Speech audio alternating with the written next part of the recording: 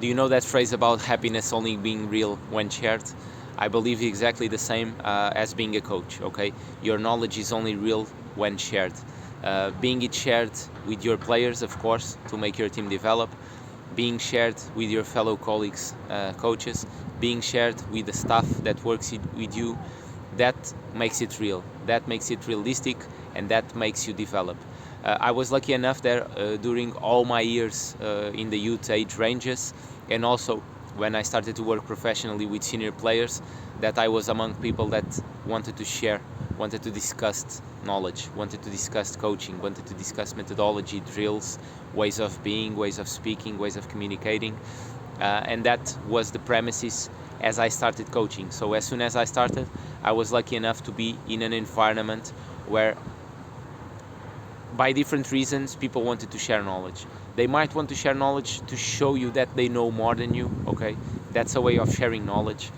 Maybe that those won't be the correct people for you to discuss ideas, but it will be good people to learn from.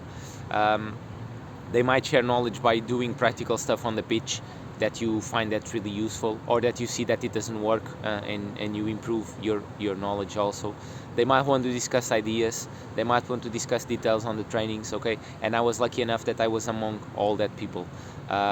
Also, I was taught by people that wanted you to really learn, that wanted you to develop as a coach, and so there were no secrets. Okay, all the details were discussed, all the small bits and pieces were talked about, and that was one of the things that, of course, besides all the study that I did afterwards, made me grow as a coach. And because I was involved in a learning system where knowledge was key, where sharing knowledge was key, I think that I have the obligation and the will, of course, of developing this project and share the knowledge that I have with all you guys. Okay, so because I was lucky enough of working with people that had nothing to hide, I also have nothing to hide. Okay, I'm for sure not the coach in the world with most knowledge and with most experience, but all that I have, which is quite a lot already, is something that I want to share, and I want to help you guys to become better coaches. Okay, so this is the beginning idea for you to start to understand that you shouldn't try to hide your knowledge. You shouldn't try to hide the way you coach, so that others don't develop, or so that others doesn't see. You should share. Yeah, when you share, you open a door of opinions, of creating different paths. Okay, in regards to the level that you are going to get with, because when you share your ideas, you think, okay, we learn a lot by speaking, we learn a lot by sharing, but you also open your mind to hear other people's thoughts in regards to your own sharing, and in regards to what they have to talk about and to share. Okay, so really good stuff that I wanted to leave you here today. Really good energy, good vibes, which is never hide your information, never be afraid of somebody stealing your place or stealing your job because they gather more knowledge than you.